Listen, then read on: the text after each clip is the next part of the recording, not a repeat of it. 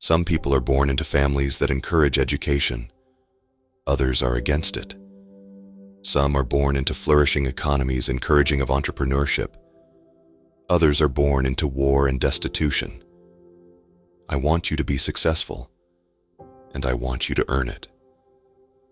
But realize that not all success is due to hard work, and not all poverty is due to laziness.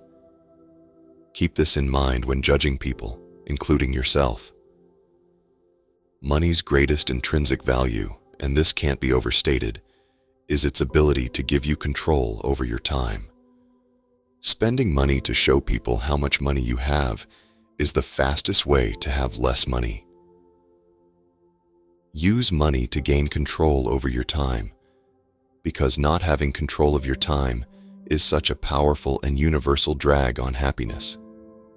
The ability to do what you want, when you want, with who you want, for as long as you want to, pays the highest dividend that exists in finance. Things that have never happened before happen all the time. Planning is important, but the most important part of every plan is to plan on the plan, not going according to plan. Be nicer and less flashy. No one is impressed with your possessions as much as you are. You might think you want a fancy car or a nice watch, but what you probably want is respect and admiration. And you're more likely to gain those things through kindness and humility than horsepower and chrome. Saving is the gap between your ego and your income. Napoleon's definition of a military genius was, the man who can do the average thing when all those around him are going crazy. Controlling your time is the highest dividend money pays. Independence, to me, doesn't mean you'll stop working. It means you only do the work you like, with people you like, at the times you want, for as long as you want. Progress happens too slowly to notice, but setbacks happen too quickly to ignore. Doing something you love on a schedule you can't control can feel the same as doing something you hate. I love Voltaire's observation that history never repeats itself, man always does. Growth is driven by compounding, which always takes time. Destruction is driven by single points of failure, which can happen in seconds, and loss of confidence, which can happen in an instant.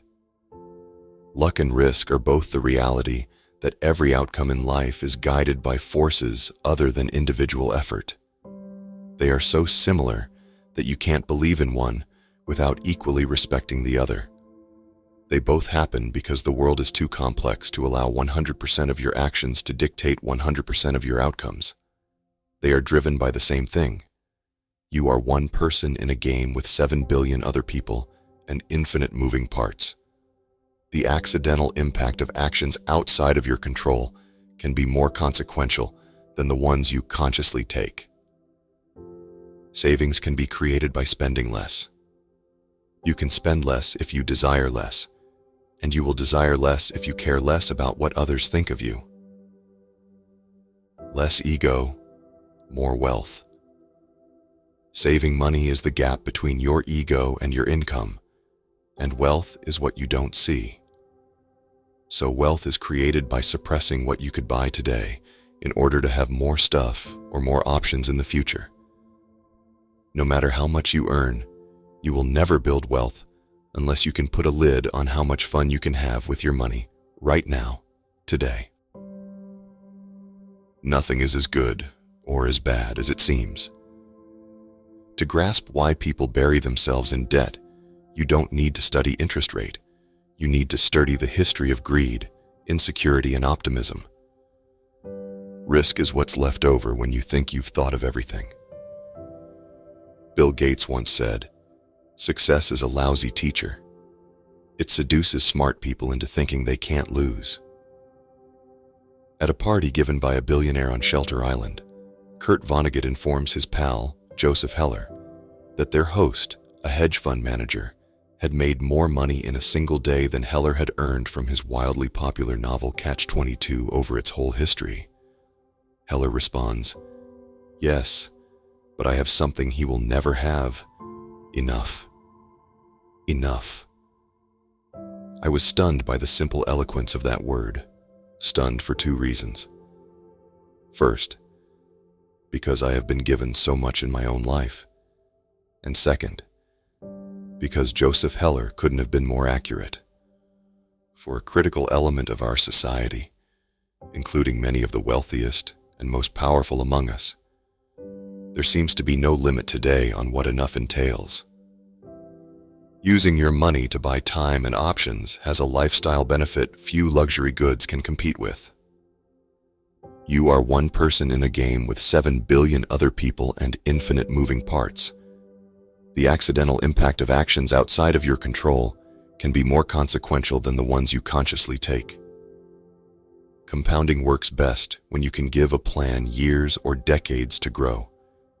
This is true for not only savings, but careers and relationships. Endurance is key. And when you consider our tendency to change who we are over time, balance at every point in your life becomes a strategy to avoid future regret and encourage endurance. Daniel Kahneman once told me about the stories people tell themselves to make sense of the past. He said, "Hindsight, the ability to explain the past, gives us the illusion that the world is understandable. It gives us the illusion that the world makes sense, even when it doesn't make sense." That's a big deal in producing mistakes in many fields. Optimism sounds like a sales pitch. Pessimism sounds like someone trying to help you. Someone driving a $100,000 car might be wealthy, but the only data point you have about their wealth is that they have $100,000 less than they did before they bought the car, or $100,000 more in debt. That's all you know about them. We tend to judge wealth by what we see, because that's the self-edit only information we have in front of us. A mindset that can be paranoid and optimistic at the same time is hard to maintain, because seeing things as black or white takes less effort than accepting nuance. But you need short-term paranoia to keep you alive long enough to exploit long-term optimism. Jesse Livermore figured this out the hard way. Plan to survive reality. Future filled with unknown is everyone's reality.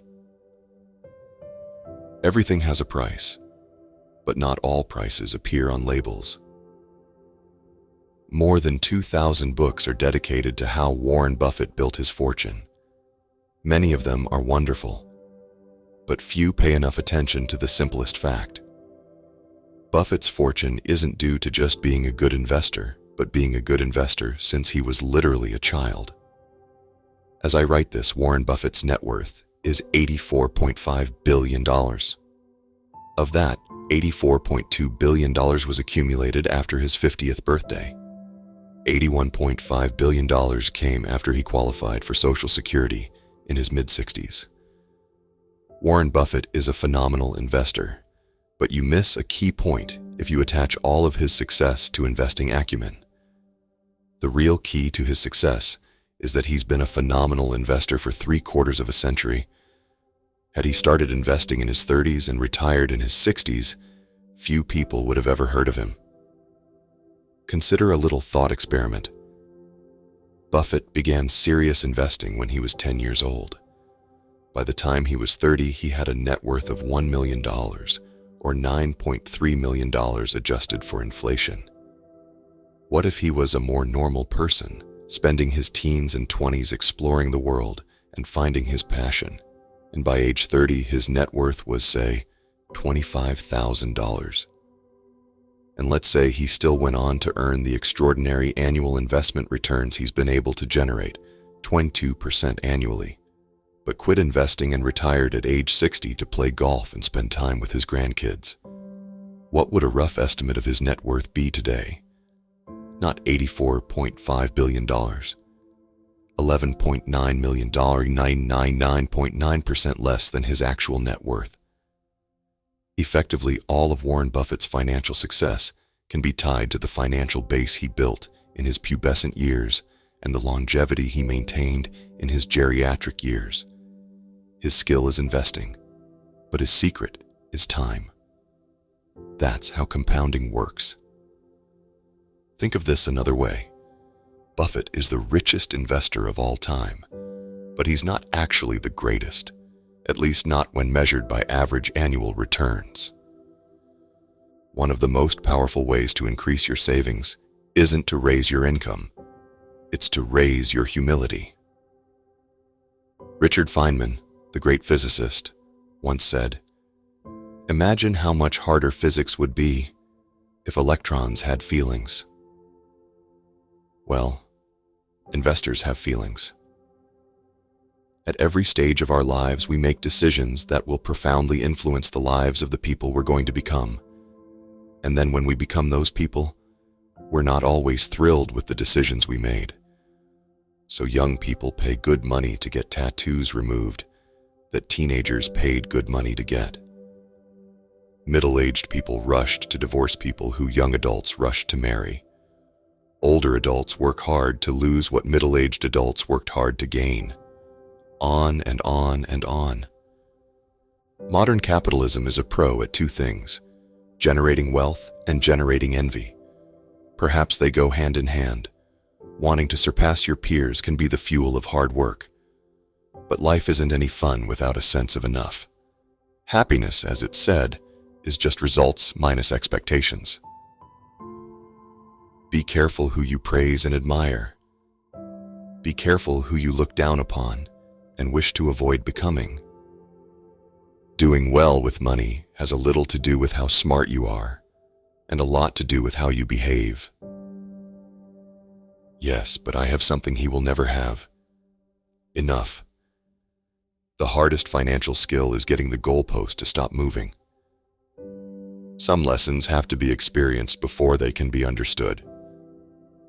Comfortably living below what you can afford without much desire for more removes a tremendous amount of social pressure that many people in the modern first world subject themselves to. Nassim Taleb explained, "True success is exiting some rat race to modulate one's activities for peace of mind." I like that. The customer is always right, and customers don't know what they want are both accepted business wisdom.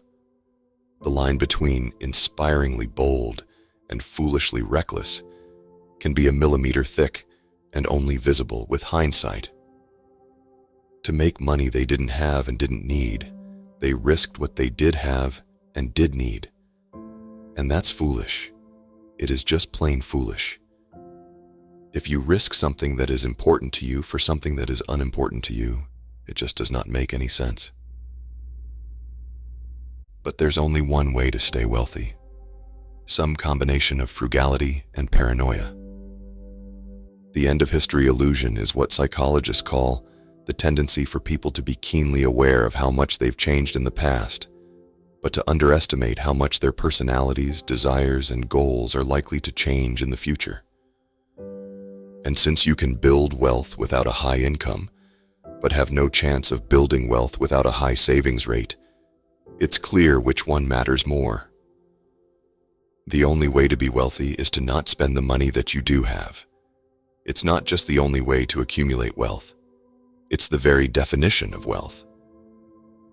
You might think you want an expensive car, a fancy watch, and a huge house, but I'm telling you, you don't.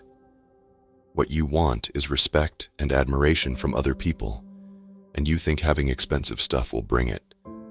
It almost never does, especially from the people you want to respect and admire you. A good definition of an investing genius is the man or woman who can do the average thing when all those around them are going crazy. Tails drive everything.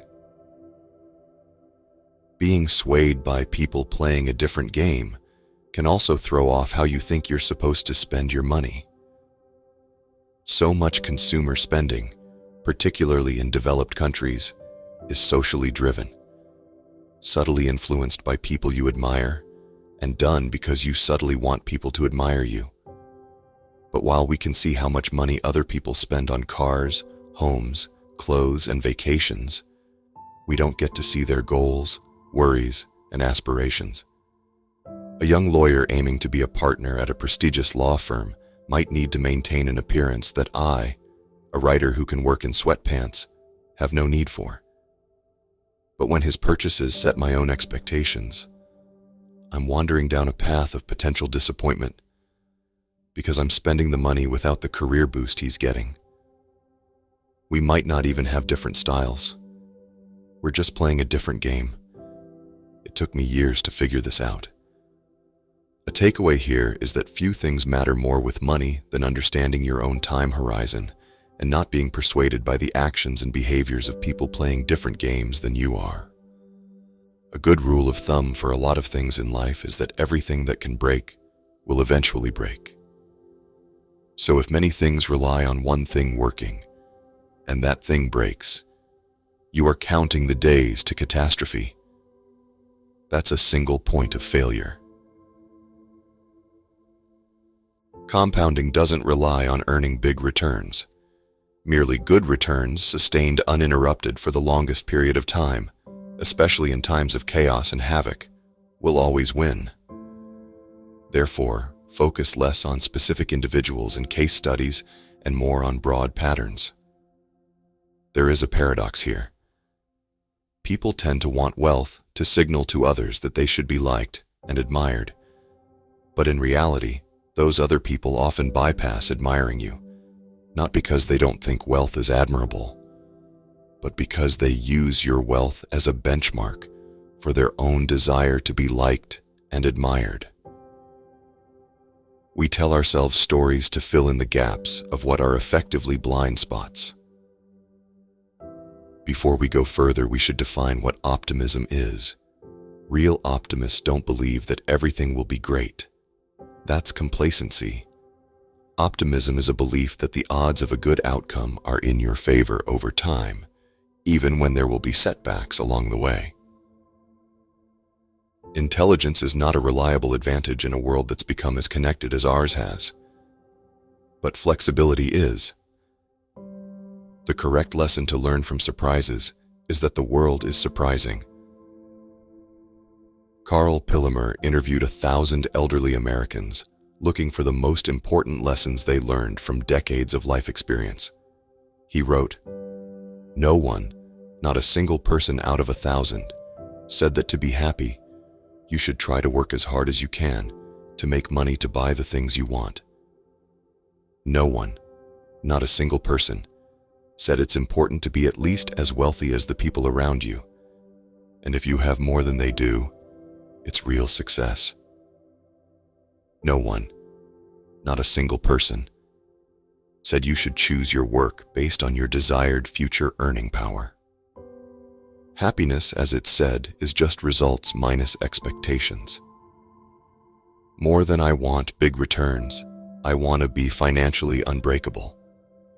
And if I'm unbreakable, I actually think I'll get the biggest returns, because I'll be able to stick around long enough for compounding to work wonders.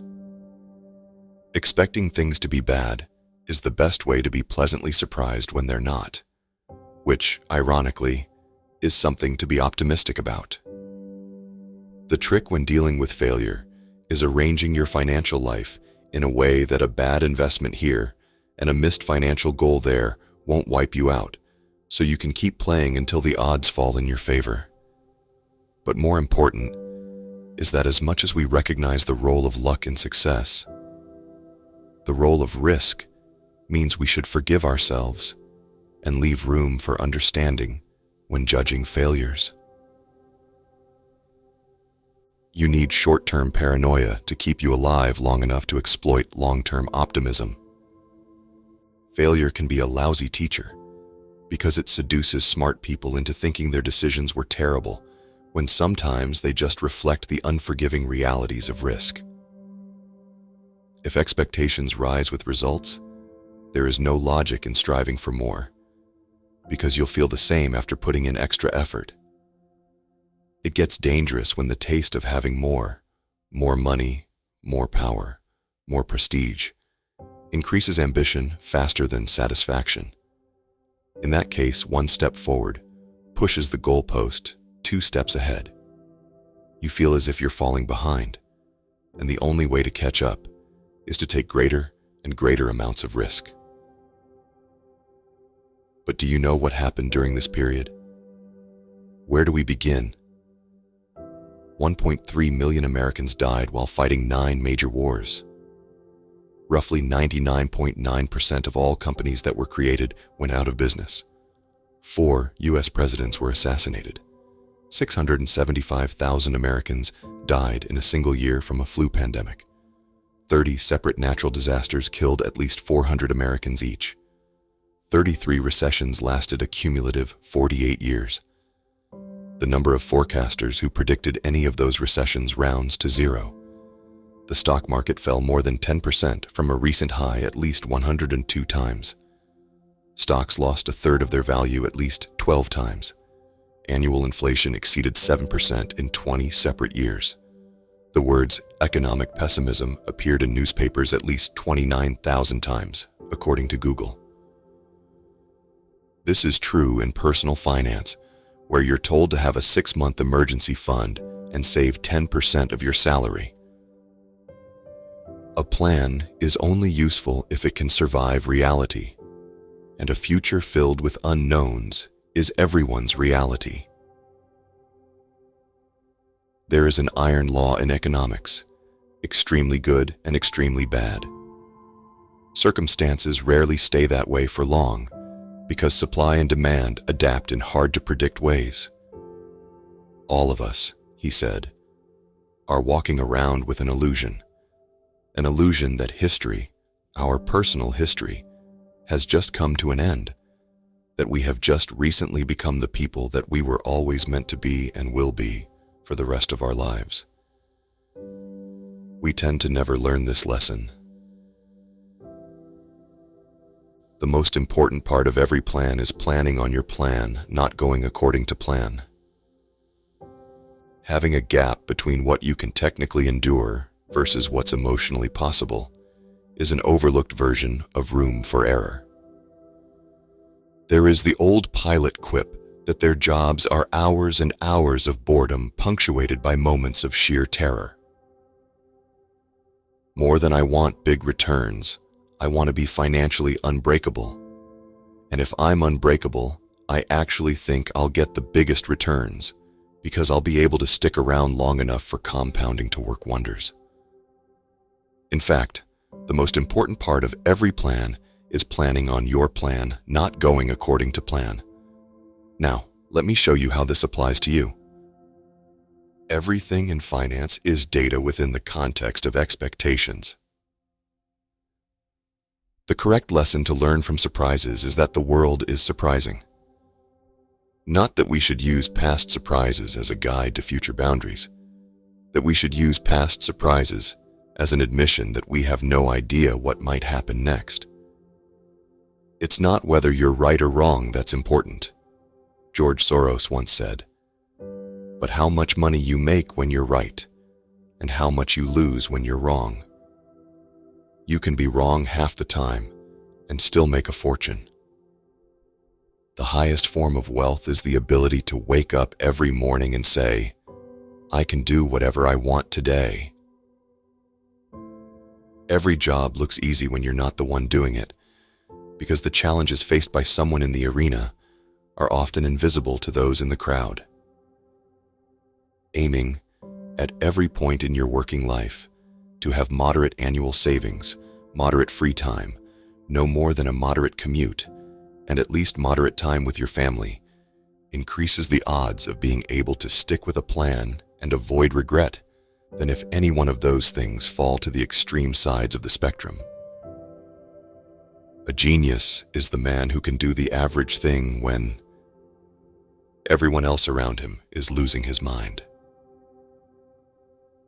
Go out of your way to find humility when things are going right, and forgiveness, compassion when they go wrong, because it's never as good or as bad as it looks.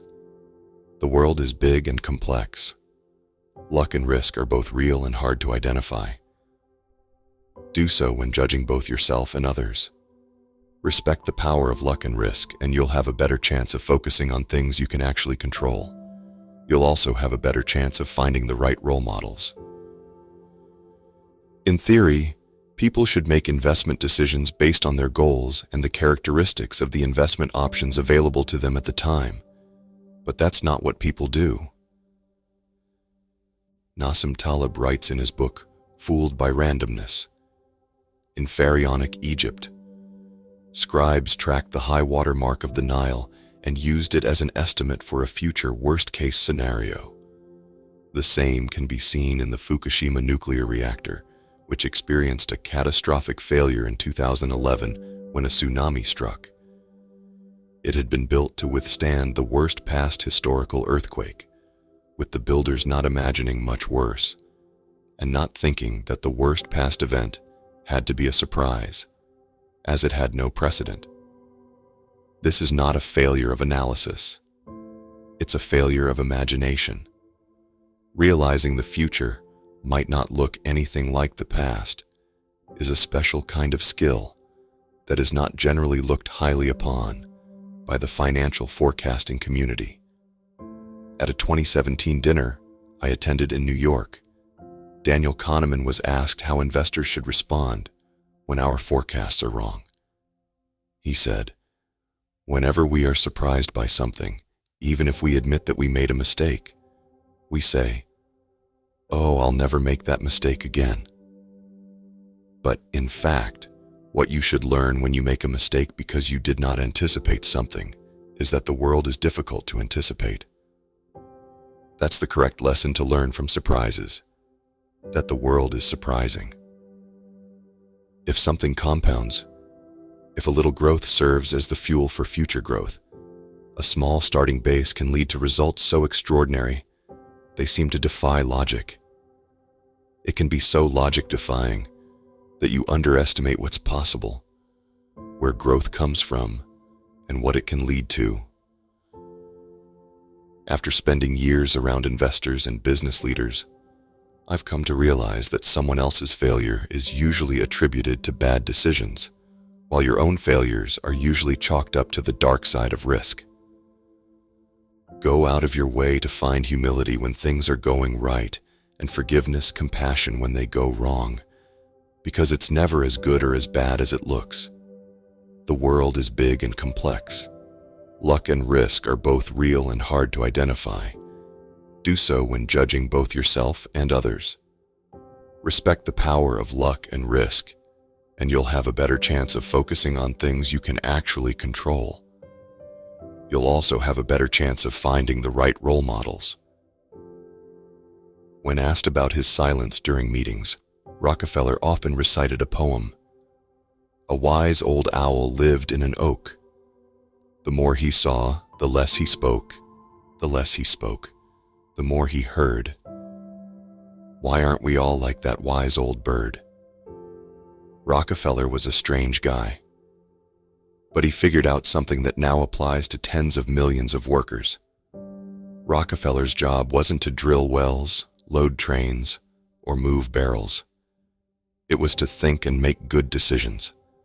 Rockefeller's product, his deliverable, wasn't what he did with his hands, or even his words. It was what he figured out inside his head.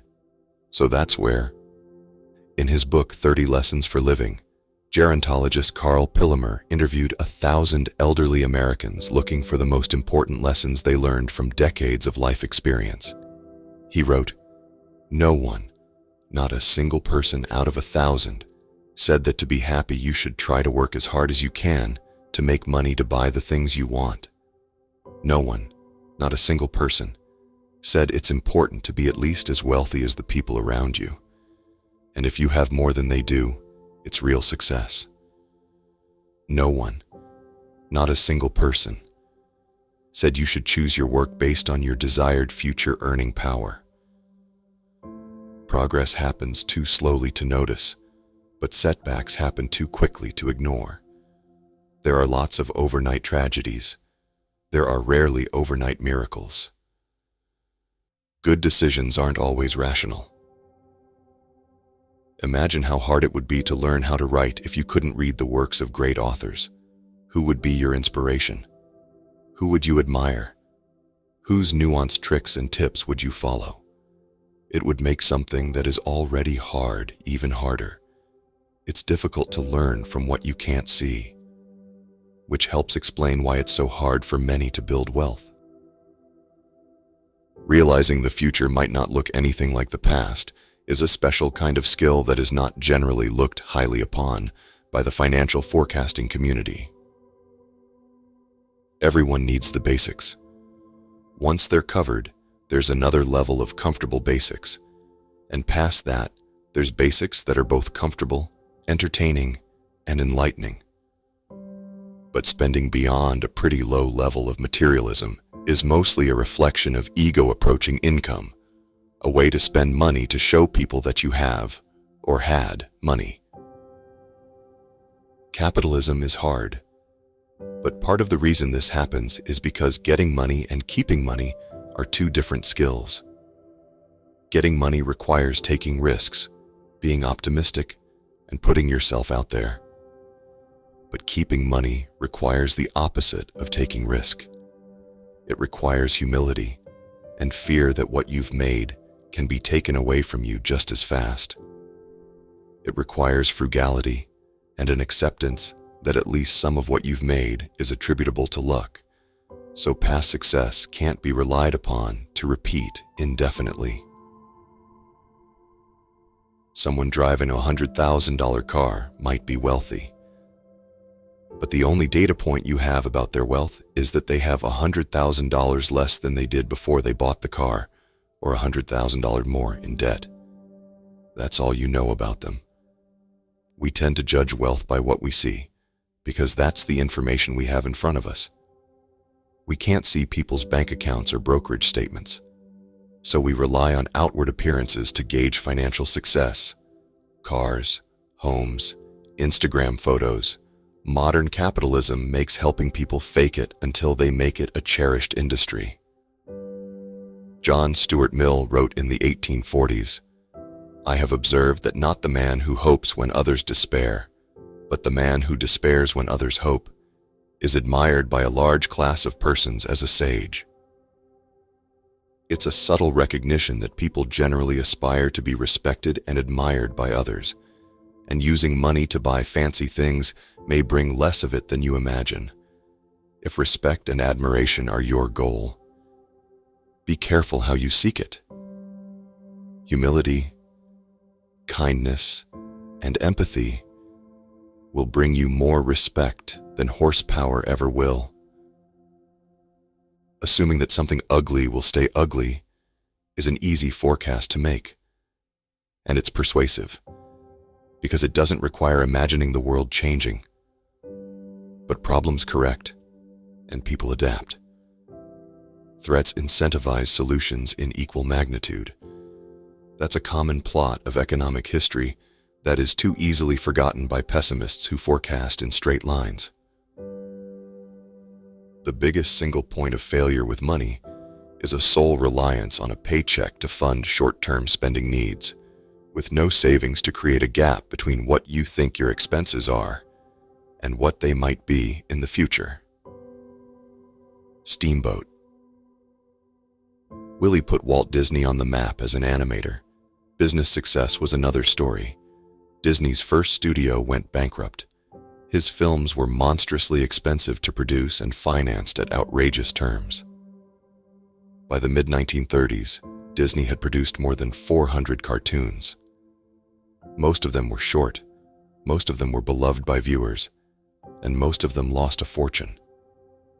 Snow White and the Seven Dwarfs changed everything. The $8 million it earned in the first 6 months of 1938 was an order of magnitude higher than anything the company earned previously. It transformed Disney Studios. All company debts were paid off. Key employees got retention bonuses. The company purchased a new state-of-the-art studio in Burbank, where it remains today. An Oscar turned Walt from famous to full-blown celebrity. By 1938, he had produced several hundred hours of film. But in business terms, the 83 minutes of Snow White were all that mattered. Conservative is avoiding a certain level of risk. Margin of safety is raising the odds of success at a given level of risk by increasing your chances of survival. Its magic is that the higher your margin of safety, the smaller your edge needs to be to have a favorable outcome. An appealing fiction happens when you are smart. You want to find solutions, but face a combination of limited control and high stakes. They are extremely powerful. They can make you believe just about anything. I visualized my grief if the stock market went way up and I wasn't in it, or if it went way down and I was completely in it. My intention was to minimize my future regret. Psychologist Philip Tetlock once wrote, "We need to believe we live in a predictable, controllable world, so we turn to authoritative-sounding people who promise to satisfy that need." History is littered with good ideas taken too far, which are indistinguishable from bad ideas. The wisdom in having room for error is acknowledging that uncertainty, randomness, and chance, unknowns, are an ever-present part of life. The only way to deal with them is by increasing the gap between what you think will happen and what can happen, while still leaving you capable of fighting another day. Having a strong sense of controlling one's life is a more dependable predictor of positive feelings of well-being than any of the objective conditions of life we have considered. The purpose of the margin of safety is to render the forecast unnecessary. When thinking about room for error in a forecast, it is tempting to think that potential outcomes range from you being just right enough to you being very, very right. The line between inspiringly bold and foolishly reckless can be a millimeter thick and only visible with hindsight.